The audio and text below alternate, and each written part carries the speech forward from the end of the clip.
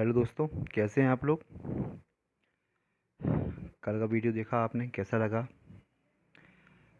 जैसा भी लगे प्लीज़ ज़रूर कमेंट्स कीजिएगा। अच्छा है, कोई कमी है, या आपको थोड़ा सा और कुछ बेहतर समझना है, या कोई टर्मिनोलॉजी नहीं समझ में आ रही है, तो प्लीज़ कृपया ज़रूर कमेंट्स कीजिएगा। इस मंथ आपसे जो कहा था कि हम पूरा प्रयास करेंगे कि आपकी जो 9th यूनिट है, ये सामाजिक विधान को पूरी तरह से हम ख़त्म कर दें, जितने भी इसमें दिए हुए हैं अधिनियम। और हाँ, आपको एक चीज़ ये बतानी थी कि हमने टेलीग्राम चैनल की लिंक आपको दे दी है, आप उसमें करिए और ज्वाइन कीजिए। साथ ही उसमें हमने जो पहले के अधिनियम है, उस अधिनियम का एक अधिनियम की पीडीएफ डाल दी है। ऐसे ही हम प्रयास करेंगे कि जल्दी ही 3-4-5 दिनों में जितने भी अधिनियम हो गए हैं सभी की पीडीएफ हम आपको प्रोवाइड करते रहें, जिससे आपको क्या है, उसको प्रिंट करके आपको पढ़ने में आसानी होगी। और प्लीज़ वीडियो देखिए, जो प्रिंट है उसको पढ़िए, दोनों आप करेंगे तो आपके वो दिमाग में अच्छा जाएगा। आज का जो टॉपिक है वो बहुत इम्पॉर्टेंट है, और बहुत ध्यान से आपको भी समझना है, हमें भी समझना है। और सच मानिए तो ये टॉपिक हमारा बहुत फेवरेट टॉपिक है। इसमें आप जब आप पढ़ेंगे तो आपको भी इंटरेस्ट आएगा। ठीक है, चलिए हम लोग स्टार्ट करते हैं। प्लीज़ आप कुछ भी हो कमेंट ज़रूर कीजिए। अच्छा है, बुरा है, कुछ कमी लग रही है, या आपको थोड़ा सा और कुछ समझ में नहीं आ रहा है, या वटेवर जो भी आपको ठीक लगे, प्लीज़ कमेंट्स आप ज़रूर कीजिए। आज हम आपको टेलीग्राम की लिंक इसमें प्रोवाइड कर रहे हैं, इसमें आप टेलीग्राम में ज्वाइन होइए। और एक पीडीएफ डाली हुई है हमने हिंदू विवाह अधिनियम की। ऐसे ही 2 से 4 दिन में हम जैसे जैसे ये वीडियो हो रहे हैं वैसे वैसे पूरे हम पीडीएफ डाल देंगे, तो आपकी 9th जो यूनिट है वो कंप्लीट हो जाएगी। चलिए, आज आज का जो टॉपिक है वो निःशुल्क कानूनी सहायता और लोक अदालत। ये एक सामान्य व्यक्ति को भी पता होना चाहिए, एक सोशल वर्कर के लिए तो पता होना ही चाहिए, इस एग्ज़ाम की डिमांड भी है। लेकिन एक जो निःशुल्क सहायता कानून की बात इसमें कही गई है, लोक अदालत की, उसके विषय में हम लोग पढ़ेंगे। और ये आप जब पढ़ेंगे तो आपको वास्तव में लगेगा हाँ, इसकी जानकारी तो हमें होनी चाहिए। इसमें कुछ हमने अपडेट्स भी किए हुए हैं, करंट भी डाला हुआ है, जो आपके करंट को भी अपडेट करेगा, अदर एग्ज़ाम में भी काम आएगा। और ये आपका यूजीसी नेट आप यदि कोई देना चाह रहा है तो उसमें भी आपके काफ़ी काम आएगा। चलिए हम लोग स्टार्ट करते हैं। निःशुल्क कानूनी सहायता और लोक अदालत। अब देखिए, जो इसमें दो टॉपिक हैं, एक है कानूनी सहायता जो निश्चित रूप से मिलती है, और दूसरा टॉपिक है आपका लोक अदालत। तो हमने इसको दो पार्ट में डिवाइड किया हुआ है। पहला है कानूनी सहायता। इस कानूनी सहायता में भी हमने क्या है, 3-4 पार्ट रखे हुए हैं, उस एक एक पार्ट को चर्चा करेंगे, उस पार्ट को आपको समझना है। देखिए, जो कानूनी सहायता है उसके लिए 4 पॉइंट है। पहला है राष्ट्रीय विधिक सेवा प्राधिकरण नालसा, उसकी कारण प्रणाली। और जो होता है ये नालसा, ये राज्य प्राधिकरण, जिला प्राधिकरण द्वारा दी जाने वाली निःशुल्क कानूनी सेवाएं क्या क्या हैं। उसके बाद लोक अदालत, जो हम लोग का इसी का ही एक पार्ट है, वो पढ़ेंगे। फिर उसके बाद पढ़ेंगे राष्ट्रीय विधिक सेवा प्राधिकरण नालसा की वेबसाइट, आप उसमें दी होगी, यदि आपको कभी आवश्यकता पड़ती है, जानकारी करना है, तो आप उसमें लॉगिन करके देख सकते हैं। चलिए हम लोग स्टार्ट करते हैं।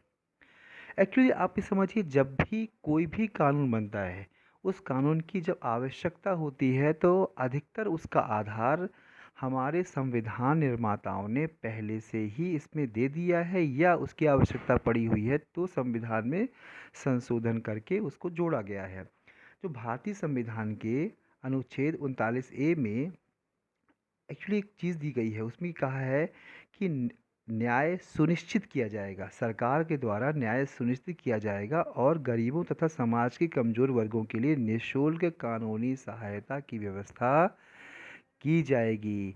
तो आप ये समझिए कि ये बहुत अच्छा प्रीलिम्स का प्रश्न है। यदि पूछता है कि ये जो निःशुल्क कानूनी सहायता संविधान के किस अनुच्छेद से प्रेरित है, तो आपके पास क्या है, आपके पास क्या है, संविधान का 39A। समझ रहे हैं आप। ये 39 क्या है, ये डीपीएसपी एक भाग 4 है संविधान में। उस संविधान में 39A है, जिसमें निःशुल्क कानूनी सहायता समाज के कमज़ोर वर्गों के लिए व्यवस्था की गई। ऐसा क्यों कहा गया है, क्योंकि आप अपने व्यवहारिक जीवन में देखते होंगे कि यदि आप कोई भी कानूनी आपको आवश्यकता पड़ती है, कानून के विषय में कोई भी आपको छोटे कागजात बनवाने से लेकर कानूनी प्रक्रिया में जाने से लेकर सभी में आपको एक बहुत लेंदी प्रक्रिया, मतलब बहुत ज़्यादा लेंदी प्रक्रिया और बहुत ज़्यादा आपके खर्च भी होते हैं।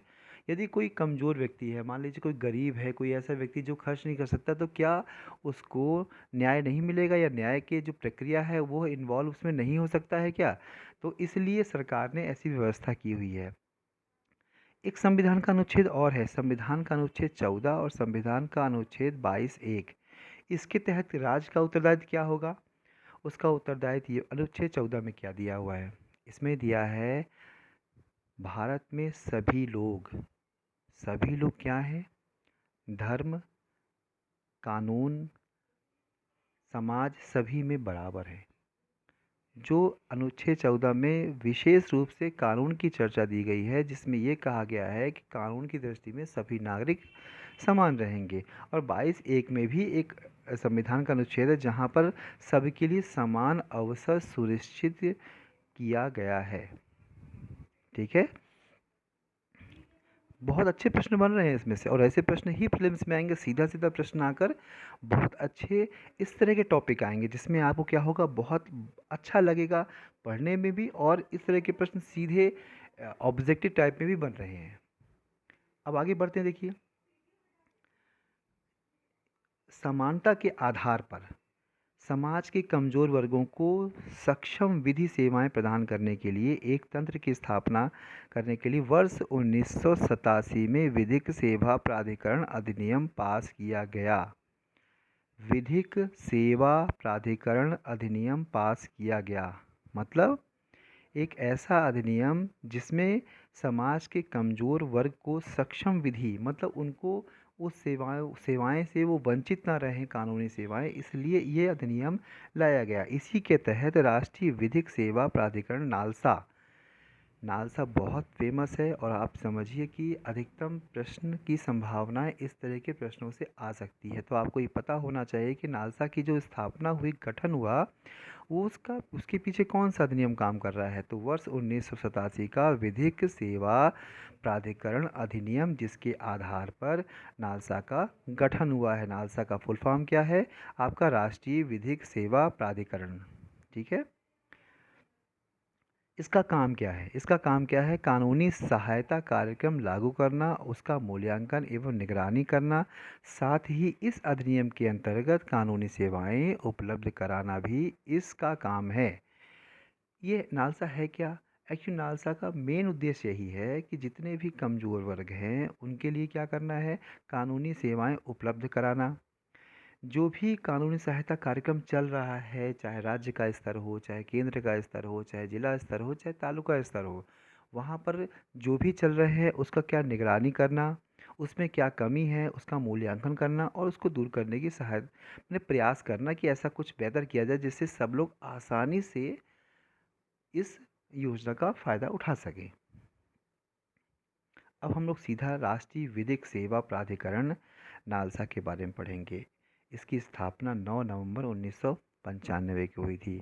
इस बात को ध्यान रखिएगा, 1995 में स्थापित हुआ, लेकिन 1987 के अधिनियम के अंतर्गत यह स्थापित हुआ है। इसके बारे में पढ़ते हैं।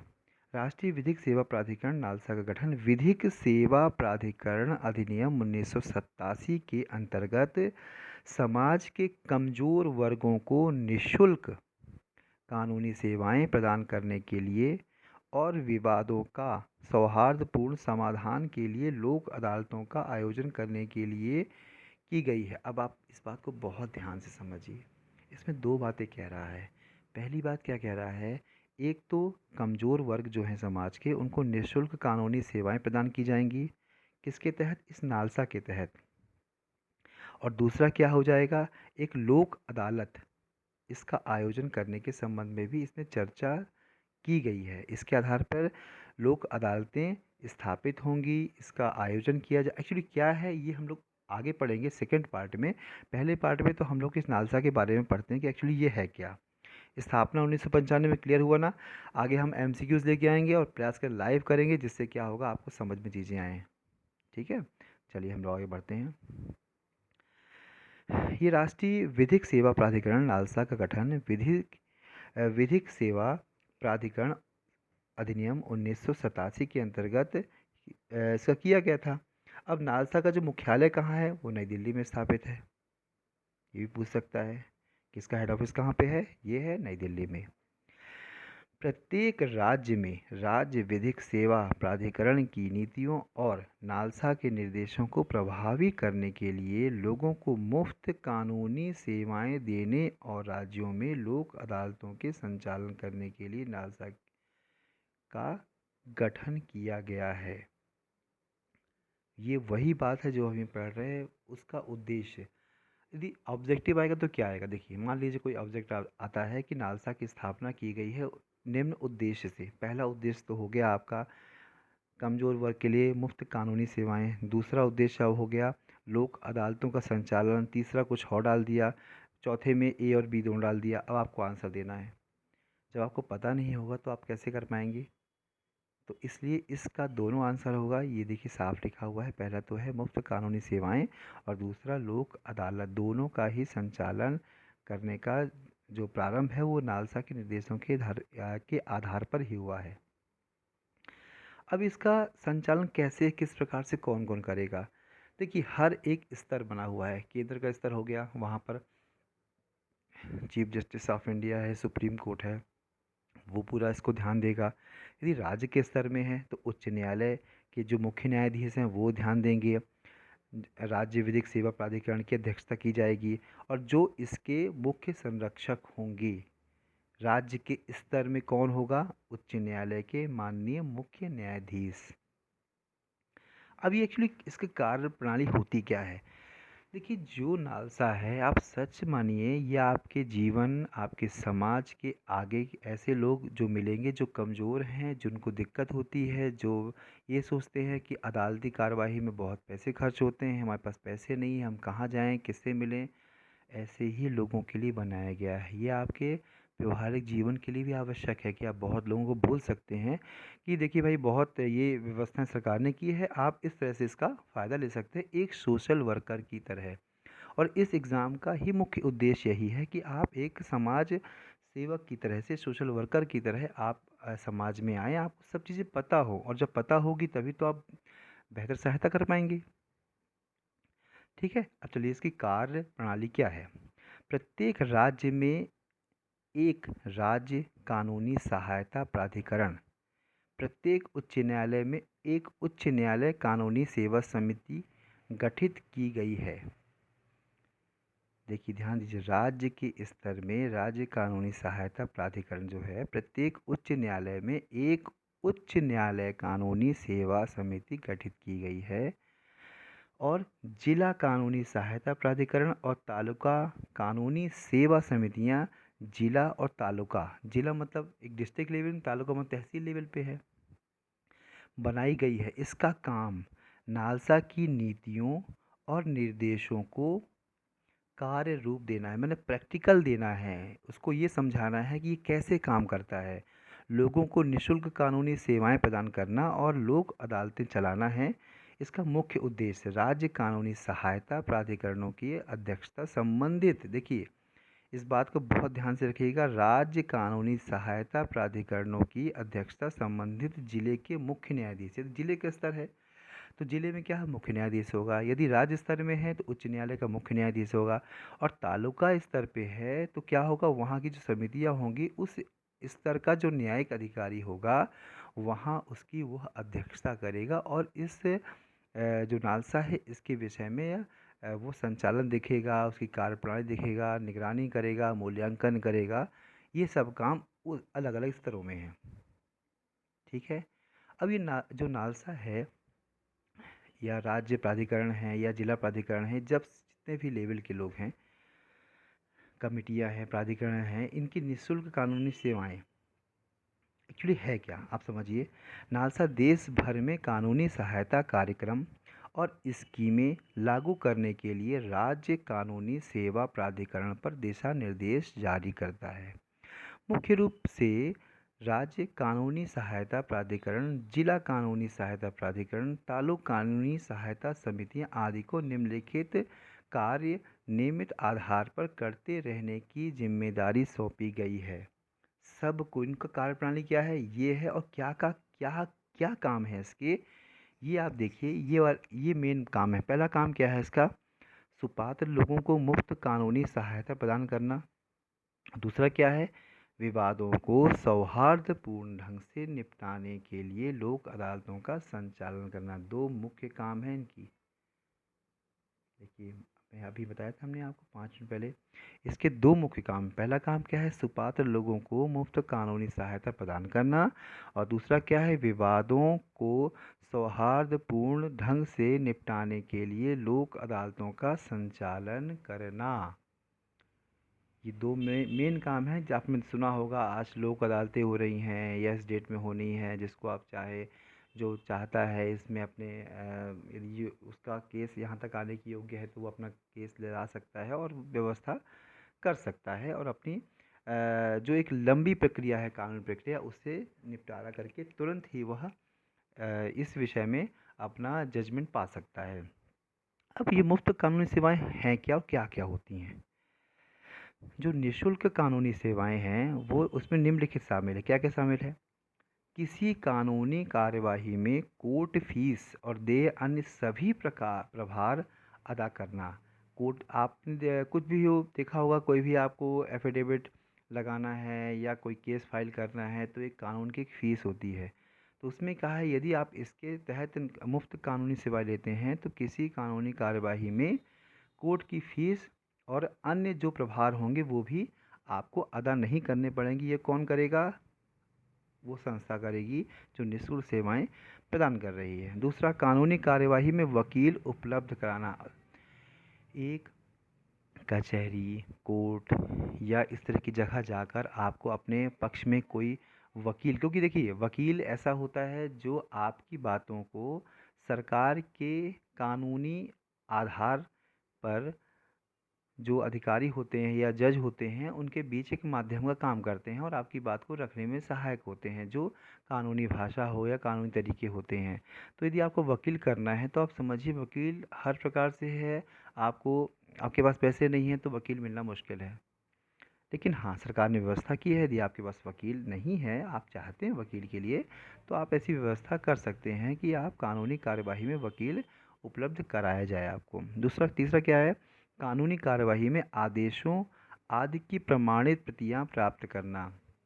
आपने देखो, सर्टिफाइड जो नकल मिलती है कचहरी में या आपके कोर्ट के आदेशों की, यदि आप करना चाहते हैं, लेना चाहते हैं, तो आपको, यदि इस नालसा के तहत जो सेवाएं हैं उसके तहत आप ले रहे हैं, तो आपको उसमें किसी भी प्रकार का कोई भी पैसे आपको नहीं देना पड़ेगा, वो आपको मुफ्त आपको प्राप्त होंगी। कानूनी कार्यवाही में अपील और दस्तावेज का अनुवाद और छपाई सहित पेपर बुक तैयार करना। मान लीजिए कोई अपील की है आपने, या उसके डॉक्यूमेंट्स बनवाने हैं या कुछ करना है, उसके लिए और कुछ आपको व्यवस्था करनी है जिसके लिए पैसे खर्च होने हैं, तो उसका खर्च भी क्या करेगा, वो समिति, वो प्राधिकरण आपको प्रोवाइड करेगा। अब तो ये हो गई सेवाएं। अब इस सेवा को प्राप्त करने वाले अधिकार, आप आपके आसपास वास्तव में व्यवहारिक जीवन में यदि कोई ऐसा है जो ये काम करना चाहता है, उसको कानूनी सहायता चाहिए, वास्तव में इस तरह के जो अभी हम आपको लिस्ट बताएंगे उस तरह के लोग हैं और उनको उनको आवश्यकता है, तो आप उन लोग को अपनी बात कह सकते हैं, समझा सकते हैं, और उनको कानूनी सहायता के लिए पूरी व्यवस्था कैसे होगी, किस प्रकार से ले सकते हैं, ये आप बोल सकते हैं। कौन कौन होंगे इसमें, है महिलाएं एवं बच्चे। कोई भी महिला या कम उम्र के बच्चे हैं, किसी कारण से उनको कानूनी कार्यवाही करनी पड़ रही है, तो भी इसमें पात्र हैं। दूसरा क्या है, अनुसूचित जाति और अनुसूचित जनजाति के सदस्य। यदि वो अपना सर्टिफिकेट लगाते हैं कि हम SC ST के हैं, तो भी उनको मुफ्त कानूनी सहायता के पात्र होंगे, चाहे उनको नकल निकलवानी हो या वकील हायर करना हो, इसके लिए भी सरकार पूरी व्यवस्था कर रही है। औद्योगिक श्रमिक, मतलब कोई उद्योग में कोई श्रमिक लगा हुआ है, जैसे आप हमारे यहाँ आसपास देखिए बड़े बड़े उद्योग हैं, कहीं सीमेंट फैक्ट्रीज़ हैं, तो कहीं आपका कागज़ उद्योग हैं, यदि इस तरह के उद्योगों में श्रमिक लगे हैं और उनको कोई परेशानी है या वो करना चाहते हैं कानूनी प्रक्रिया, तो भी वह औद्योगिक श्रमिक ऐसे कानूनी सेवाएं प्राप्त कर सकते हैं, वो भी मुफ्त। बड़ी आपदाओं, हिंसा, बाढ़, सूखे, भूकंप और औद्योगिक आपदाओं के शिकार के लोग, आपने देखा होगा बहुत जगह भूकंप आ जाता है, बहुत जगह बाढ़ आ रही है, बहुत जगह आपने ये देखा होगा कि अभी जो भोपाल का गैस कांड हुआ था वहाँ के लोग, तो ऐसे बहुत सारे लोग जो बड़ी आपदाओं से ग्रस्त हैं वो भी यदि कानूनी सहायता लेना चाहते हैं तो सरकार इसके लिए पूरी व्यवस्था करेगी। विकलांग व्यक्ति, डिसेबल्ड पर्सन, जिसे अब हम लोग आज के समय में हम दिव्यांगजन कह रहे हैं, तो उनको भी यदि आवश्यकता है तो सरकार उनके लिए भी व्यवस्था कराती है। हिरासत में रखे गए लोग, कोई पुलिस की हिरासत में है और उसके पास कोई सोर्स ऑफ इनकम नहीं है किसी प्रकार की, और ये वो चाहता है, वो आवेदन करता है कि हमें आवश्यकता है, तो वो उसको भी यह सुविधा मिलेगी।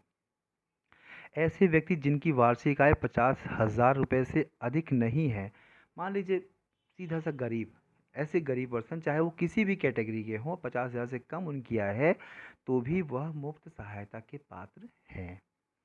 ये भी ऑब्जेक्टिव के बहुत अच्छे प्रश्न बन सकते हैं। क्वेश्चन में 4 ऑप्शन कर देगा, एक ऑप्शन में वो पात्र की जगह अपात्र कर देगा, 3 जो ऑप्शन रहेंगे वो पात्र रहेंगे। पूछ सकता है कि अपात्र बताइए या इसी प्रकार से पात्र बताइए, तो आपको पता होना चाहिए क्या क्या है। और लास्ट है इसमें बेगार या अवैध मानव व्यापार के शिकार, मतलब किसी का कोई ऐसे लोग हैं जिनको खरीदी बेची होती है या बाहर जैसे लड़कियां देखे बाहर अरब कंट्री में या देश में भी बहुत ऐसा होता है, यदि वो ऐसा चाहते चाहते हैं कि हमको भी कानूनी सहायता चाहिए तो वो भी ऐसा ले सकते हैं। निःशुल्क कानूनी सेवा का लाभ इन सभी ऊपर कैटेगरी को दिया जाता है। ये देखिए वो जगह है, सुप्रीम कोर्ट की न्यायिक सेवा समिति है, कहाँ पर आप कोई संपर्क कर सकता है। राज्य विधिक सेवा प्राधिकरण है, प्रत्येक उच्च न्यायालय में ऐसा होता है, हर जिले में ऐसा है। मतलब आप पता करेंगे ना, आप अपने क्षेत्र जहाँ भी रहते हैं, जिले में रहते हैं, यदि आप एक खंडपीठ है वहाँ बात कर सकते हैं, तो यदि कोई ऐसा व्यक्ति है जिसको आवश्यकता है तो आप उसकी सहायता उसको बताकर और जानकारी देके कर सकते हैं। क्लियर हुआ? प्लीज़ आप इसको रिवाइज़ ज़रूर कीजिएगा पढ़ के, और समझ में जो चीज़ नहीं आए तो आप कमेंट्स कीजिए। ये बहुत अच्छा टॉपिक है और हमारी तरफ से हमें उम्मीद लगती है ये कुछ 1-2 क्वेश्चन हो सकता है आपके इसके एग्ज़ाम में आए। इवन आप यूजीसी नेट देंगे तो उसमें भी इस तरह के प्रश्न आते रहते हैं। अब हम लोक अदालत में आते हैं। एक्चुअली एक बहुत समय से ये डिमांड चली आ रही है, या हम लोग जानते हैं कि न्यायिक प्रक्रिया बहुत उलझी हुई है, बहुत समय लगता है, कई साल लग जाते हैं, कोई 20-20 साल 30 साल में उसका फैसला होता है। जब फैसला आता है तो व्यक्ति कभी कभी इस धरती में रहता भी नहीं है, और मतलब बहुत सारी प्रॉब्लम्स आती हैं। तो उस एक समय जो आप समझिए कि एक सुप्रीम कोर्ट के जज थे, उनका शायद भगवती नाम है, आगे शायद इसमें दिया हुआ है। उन्होंने ऐसी कुछ व्यवस्था सोचने की कोशिश की थी कि ऐसा कुछ किया जाए जिससे जो न्याय प्रक्रिया बहुत जल्दी से हो और सामने वाले को बहुत जल्दी न्याय मिले। ठीक है, आगे हम पढ़ेंगे। देखिए, लोक अदालत अदालत का एक मंच है जहां अदालतों में विवादों, लंबित मामलों या पूर्व मुकदमेबाजी की स्थिति से जुड़े मामलों समझौता या सौहार्दपूर्ण ढंग समाधान किया जाता है। क्लियर हुआ? इसी का ही एक मंच है, इसी का ही एक पार्ट है जो समझौता और सौहार्दपूर्ण ढंग से अपने केसों का, विवादों का क्या करते हैं, ये समाधान होता है। कानूनी सेवा प्राधिकरण अधिनियम 1987 के तहत लोक अदालतों का को वैधानिक दर्जा दिया गया। देखिए, वैधानिक दर्जा कब प्राप्त हुआ? इस अधिनियम 1987 के जो प्राधिकरण है, ये अधिनियम है, इसके तहत। इसके अंतर्गत यह है कि लोक अदालतों द्वारा किए गए निर्णय एक सिविल अदालत की डिक्री की तरह न होकर वैधानिक, अंतिम और सभी दलों पर बाध्यकारी हैं। आप समझ सकते हैं, ये बहुत बड़ी लाइन है, बहुत इम्पोर्टेंट लाइन है। यदि आपने किसी लोक अदालत में अपना केस लगाया, उस केस लगाने पर समझौता से सही, दोनों पक्षों की सहमति से सही फाइनली जजमेंट हो गया, तो उस जजमेंट को पहली बात तो पूरी तरह से लीगली माना जाएगा, और दूसरा अंतिम माना जाएगा। अंतिम का मतलब ये है कि आप कहीं पर भी इसमें अपील नहीं कर सकते हैं कि नहीं अब हम हाई कोर्ट जाएंगे, हम सुप्रीम कोर्ट जाएंगे, नहीं। यदि आपने लोक अदालत में अपनी बात रख दी है, आपका फैसला हो गया है, सहमति हो चुकी है, तो और उस फैसले के पश्चात आप कहीं किसी भी अदालत में इसकी सुनवाई नहीं होगी और एक सभी दलों पर बाध्यकारी है। यदि फाइनल जजमेंट हो गया तो ये नहीं कि हम इसके फैसले से असंतुष्ट हैं या एक पक्ष असंतुष्ट है या दूसरा पक्ष बोलता है कि नहीं हम असंतुष्ट हैं या दूसरा संतुष्ट है, इससे मतलब नहीं है। यदि फैसला हो गया है मतलब सीधा है कि यह पूर्णतः बाध्यकारी होगा। इसके द्वारा की गई कार्यवाही न्यायिक कार्यवाही मानी जाएगी। मतलब एक जज के द्वारा की गई एक सामान्य कोर्ट में की गई कार्यवाही की तरह ही लिया जाएगा इसको, और साथ ही यह पूर्णतः लीगल होगा, फाइनल होगा और सभी जो पक्षों के बाध्यकारी होगा। किसी भी अदालत के समक्ष इसके विरुद्ध कोई अपील नहीं होती है। इस बात को प्लीज़ ध्यान दीजिए, साफ लिखा हुआ है किसी भी अदालत के समक्ष इसके विरुद्ध कोई अपील नहीं होती है। इस बात को प्लीज़ अब याद ज़रूर रखिएगा। ठीक है, हम लोग आगे बढ़ते हैं। लोक अदालत को भेजे जाने वाले मामलों की प्रकृति कैसी होगी? पहले तो होगा लोक अदालत के क्षेत्र के न्यायालय में लंबित प्रकरण हो। पहली बात तो कोई लंबित हो, मतलब केस चल रहा हो, न्यायालय में वो लंबित होना चाहिए, या ऐसे प्रकरण जो लोक अदालत के क्षेत्रीय न्यायालय में आते हों लेकिन उनके लिए वाद संस्थित ना किया गया हो। मतलब एरिया हो, ऐसा नहीं कि आप जैसे अब सतना का या भोपाल का या फिर रीवा का या फिर आपके राजगढ़ का या किसी भी ज़िले का ऐसा केस है, उस ज़िले में पहुंचता है और पहुंचने के बाद आपको ये लगता है कि हाँ शायद इस क्षेत्र में आता है कि नहीं आता, लेकिन यदि उस क्षेत्र में आता है तो वह अदालत में वहाँ पर पहुँच सकता है। परंतु लोक अदालत को ऐसे किसी मामले या वाद पर अधिकारिता प्राप्त नहीं है जिसमें कोई समाधेय मतलब रिसॉल्वेबल अपराध किया गया हो। मतलब कोई दोबारा सॉल्व किया गया हो या सॉल्व करने की स्थिति हो या सॉल्व करने लायक हो का अपराध किया गया हो, तो उस स्थिति में यहाँ पर आप लोक अदालत में वो केस नहीं आएगा। ऐसे प्रकरण जो न्यायालय में लंबित पड़े हों, पक्षकारों द्वारा न्यायालय की अनुज्ञा के बिना लोक अदालत में नहीं लाए जा सकते हैं। कोई प्रकरण पड़ा हो, जब तक पक्षकार न्यायालय की परमिशन नहीं लेगा, ठीक है, बिना परमिशन के वह उसमें ला नहीं सकता। और क्या क्या है इसमें? पार्टी लोक अदालत में विवाद को सुलझाने के लिए सहमत हो, पहला चीज़ होनी चाहिए। दूसरी, दी गई पार्टी में से एक निपटान के लिए अदालत में आवेदन दे। कोई पार्टी है उसमें से एक आवेदन दे कि हाँ हम ऐसा चाहते हैं। तीसरा, यदि कोर्ट को यह संज्ञान हो जाता है कि मामला लोक अदालत में समाधान करने के लिए उपयुक्त है, मतलब उसको पता हो न्यायालय को कि हाँ इसको लिया जा सकता है, सामान्य केस है, इसे बहुत क्रिटिकल नहीं है या समाधान होने की संभावना है, तो भी इसको ऐसा किया जा सकता है और लिया जा सकता है। कौन से मामले सुने जाते हैं लोक अदालत में? कौन कौन से? देखिए, लोक अदालतों में सभी दीवानी मामले, वैवाहिक विवाद, नागरिक मामले, भूमि विवाद, मजदूर विवाद, संपत्ति बंटवारे संबंधी विवाद, बीमा और बिजली संबंधी आदि विवादों का निपटारा किया जाता है। आपने देखा होगा बिजली विभाग में या इसी तरह के आपके नगर निगम विभाग में लोक अदालतों का आयोजन होता है। इसमें आप अपनी बिल से संबंधी या अन्य किसी संबंधी शिकायतों के आधार पर आप इसमें केस लगा सकते हैं और तुरंत निपटारा इसमें हो जाता है। फिर क्या है इसमें? विधि के तहत ऐसे अपराध जिनमें राजीनामा नहीं हो सकता तथा ऐसे मामले जहां संपत्ति का मूल्य 1 करोड़ से अधिक है का निपटारा लोक अदालतों में नहीं हो सकता। इस बात को भी समझिए, किसका हो सकता है? 1 करोड़ से कम वाले का, और जिसमें राजीनामा होने की संभावना हो सकती है। लोक अदालतों में देखिए, जब भी आप पढ़िए नोट्स ज़रूर शॉर्ट नोट्स बनाइए। किसी भी वीडियो को देख रहे हैं, कोई भी बुक पढ़ रहे हैं, तो प्लीज़ आपको वेरी शॉर्ट नोट अपने हाथ से ज़रूर बनाइए, जो आपके लिए बहुत इम्पोर्टेंट है और आप आगे इसका बहुत उपयोग कर सकते हैं, क्योंकि सबसे बेस्ट नोट कौन से होते हैं, शायद हमने पहले भी कई बार बोला है, वो हैं आपके हाथ के। ठीक है।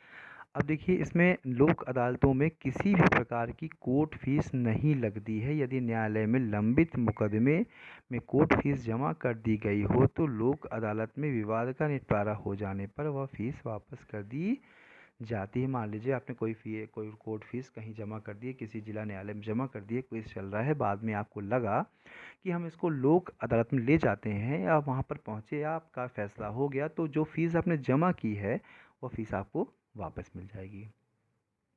इसमें दोनों पक्षकार जज के साथ स्वयं अथवा अधिवक्ता के माध्यम से बात कर सकते हैं, जो कि नियमित अदालत में संभव नहीं होता। आपने देखा होगा जनरली कोर्ट में आप जज से बात नहीं कर सकते, और उसमें क्या होता है, इसमें आप बात कर सकते हैं, अपनी बात को व्यक्तिगत रूप से रख सकते हैं और फाइनली एक जजमेंट ले सकते हैं। लोक अदालतों द्वारा जारी किया गया अवार्ड दोनों पक्षों के लिए बाध्यकारी होता है। इसके विरुद्ध अपील नहीं की जा सकती, जो कि हम आपको पहले बता चुके हैं। क्लियर हुआ? अभी आप देखिए, दो टॉपिक हैं, इन टॉपिकों में बहुत अच्छे प्रश्न बन सकते हैं और हमें संभावना है कि एक दो प्रश्न ज़रूर आएंगे, तो प्लीज़ आप बहुत ध्यान से इसको पढ़िए, बहुत ध्यान से। और जब हम आपको एक दो दिन में इसको नोट्स मिल जाएंगे तो आप प्लीज़ नोट्स को प्रिंट करा के भी पढ़िए, और बेहतर पढ़िए, आप नेट की सहायता लीजिए, लेकिन आप एक बेसिक तो आप समझ ही लीजिए, ठीक है, जिससे आपको दिक्कत ना हो। अब कुछ हम करंट का या फैक्ट आपको बताने की कोशिश करेंगे, जो शायद एक अच्छा ऑप्शन आपके लिए शायद क्वेश्चन में आ सकता है। भारत की पहली लोक अदालत ये कहाँ हुई? ये देखिए, मुख्य न्यायाधीश पीएन भगवती द्वारा कहा गया था कि ऐसा किया जाना चाहिए, और सबसे पहली लोक अदालत का आयोजन 1982 में गुजरात में किया गया, और 2002 में लोक अदालतों को स्थायी बना दिया गया। ये बहुत अच्छा फैक्ट है। पहली किस सन में हुई, दूसरा कहाँ हुई, और लोक अदालतों को स्थायी कब बनाया गया, ये 2002 में। ठीक है। अब अभी करंट का प्रश्न है, करंट का प्रश्न बताते हैं आपको। भारत में पहली राज्य स्तरीय ई लोक अदालत, बहुत इंपॉर्टेंट प्रश्न है, बहुत अच्छा प्रश्न है। छत्तीसगढ़ के बिलासपुर जिले में भारत की पहली राज्य स्तरीय ई लोक अदालत की शुरुआत की गई है। राज्य स्तरीय ई लोक अदालत 11 जुलाई 2020 को छत्तीसगढ़ उच्च न्यायालय में आयोजित की गई। प्लीज़ आप लोग को ज़रूर याद रखिएगा, छत्तीसगढ़ बिलासपुर, जहाँ पर ये सबसे पहले प्रारंभ हुआ है। लोक अदालत उच्च न्यायालय के साथ सभी जिला न्यायालयों तथा तहसील न्यायालयों में भी आयोजित की गई है। यह देश के न्यायिक इतिहास में पहली बार हुआ है जब लोक अदालत वीडियो कॉन्फ्रेंस के माध्यम से हुई है। क्लियर हुआ? बहुत इंपॉर्टेंट चीज़ है, प्लीज़ आप बहुत ध्यान से इसको छोटे नोट्स बनाकर याद रखने की ज़रूर कोशिश कीजिएगा, अच्छा प्रश्न बन सकता है। एक छोटा सिद्धांत है, प्ली बार्गेनिंग का सिद्धांत। प्ली बार्गेनिंग क्या है? बड़ा अजीब शब्द है, आपको लग रहा होगा, लेकिन आप सचिए समझिए कि एक इम्पोर्टेंट हो सकता है। अचानक कोई क्वेश्चन पूछ ले तो लोग अदालत और बाकी चीज़ें पढ़ेंगे, ये चीज़ आप ध्यान नहीं देंगे, हो सकता है इससे प्रश्न बन जाए। प्रश्न देखिए कहीं से बन सकता है, ऐसा नहीं है कि जो हम आपको वीडियो बता रहे हैं उसमें पूरा ही सब कुछ आ जाएगा। ऐसा है ही नहीं कि कोई चीज़ छूट नहीं सकता। यदि हम आपसे कह दें हमारी वीडियो से आप पढ़ लीजिए, आपको कहीं कुछ भी कोई क्वेश्चन आपको छूटेगा नहीं। देखिए आप भी जानते हैं, ये केवल तभी संभव है जब हमारे पास पेपर होगा। जब पेपर होगा तो हम आपको ये बात कह पाएंगे। ऐसा नहीं है तो 99% संभावना है किसी से आएगा, लेकिन 1% हम भी रखते हैं, क्योंकि पेपर बनाने वाला हो सकता हो कुछ और पूछना चाहता हो। वो तो जानते हैं आप, एक से बढ़कर एक से एक्सपर्टाइज होते हैं, जानकार होते हैं, कुछ कहाँ से आ सकता है, इसलिए 1% संभावना। लेकिन हाँ, जितने भी क्षेत्र हैं, जितने भी टॉपिक हैं, हमने पूरा प्रयास किया सब कवर कर लें। जैसे इसी बेस पर प्ली बार्गेनिंग का सिद्धांत किया। भारत जैसे लोकतांत्रिक देश में न्याय का राज्य स्थापित करने में न्यायपालिका की महत्वपूर्ण भूमिका होती है। प्ली बार्गेनिंग का अर्थ अपराध स्वीकार करके कम सजा को सुनिश्चित करना। प्ली बार्गेनिंग का संभवतः सबसे छोटा अर्थ है। मतलब दो पक्ष हैं आपस में, वो क्या कर रहे हैं, कुछ विवाद हो गया, कोर्ट में केस गया, अंतिम में लोगों ने सोचा नहीं भाई गलती तो हमसे हुई है, एक काम करते हैं आपस में बैठ के बात कर लेते हैं, और बात करके जो भी होगा तो हम मान लेंगे कि हमसे गलती हुई है, और इसमें जो भी हो सकता है, हम जैसे आप लोग गाड़ी है, गाड़ी की आपस में टक्कर लग गई, कभी कभी लोग मानते नहीं कि हम टक्कर हुई, बाद में उन्होंने उन्होंने मान लिया, मानने के बाद कह दिया हाँ ठीक है, कह दिया कि हाँ ऐसा हो सकता है, तो बस यदि ऐसा हो गया तो बेहतर हो जाएगा। अब क्या दिया हुआ है इसमें, अब प्ली बार्गेनिंग को अभियुक्त और अभियोजन के बीच परीक्षण के से पूर्व सौदेबाजी बातचीत के रूप में परिभाषित किया जा सकता है, जिस दौरान अभियुक्त अभियोजन के कुछ रियायतों के बदले में अपराध स्वीकार करने को सहमत हो जाता है। मतलब आपस में बात कर लिया लोगों ने, कोई दिक्कत हुई, एक दूसरे से व्यवस्था कर ली। इसके तीन टाइप के हैं, एक आपका आरोप, एक दंड और एक तथ्य। तीन तरह के होते हैं। आरोप का मतलब यदि कोई आरोप लग रहा है, आरोप से न कोई नहीं मान रहा है तो आपस में बात कर लिया, आरोप मान लिया। कि दंड के बारे में है कि भैया ऐसा है, हम पहले से समर्पण कर रहे हैं या कुछ भी ऐसी चीज़ें हैं, दंड के लिए बार्गेनिंग हो गई। और एक फैक्ट के लिए, फैक्ट का सीधा सा मतलब यही कोई चीज़ इसमें, इसका हालांकि बहुत कम प्रयोग होता है, लेकिन मोस्टली इसमें एक संभावना बन सकती है कि कठोर दंड न दिया जाए, कम दिया जाए। तो ये तीन टाइप के होते हैं, आप थोड़ा सा पढ़ लेंगे तो कभी कोई क्वेश्चन अचानक आ गया तो आपके दिमाग में रहेगा हाँ यार हमने किया हुआ है। ठीक है, चलिए आप लोग ध्यान रखिए, ये क्वेश्चन बहुत इंपॉर्टेंट है, और आप आगे के लिए क्या होगा आपको इन जो ये टॉपिक बताए हैं, ये टॉपिक हमेशा आपका जब जीके का क्वेश्चन पेपर आए, चाहे आपका ये आए या यूजीसी का आए या एमपीपीएससी का, सभी के लिए एक बहुत अच्छे फैक्ट हैं आपको याद रखने के लिए। ठीक है, आप प्लीज़ आप ध्यान दीजिएगा, हमने टेलीग्राम चैनल है उसमें एक पोस्ट आपका पीडीएफ किया हुआ है, और धीमे धीमे हम प्रयास करेंगे जल्दी से 3-4 दिन में सभी पीडीएफ्स डाल दें, जिससे आप उसको प्रिंट करा के भी पढ़ सकें। हम आपको इस पी जो टेलीग्राम की लिंक है ये प्रोवाइड कर देंगे आपको। ठीक है, चलिए पढ़िए, और जल्दी हम एक वीडियो और लेके आते हैं। Okay, thank you.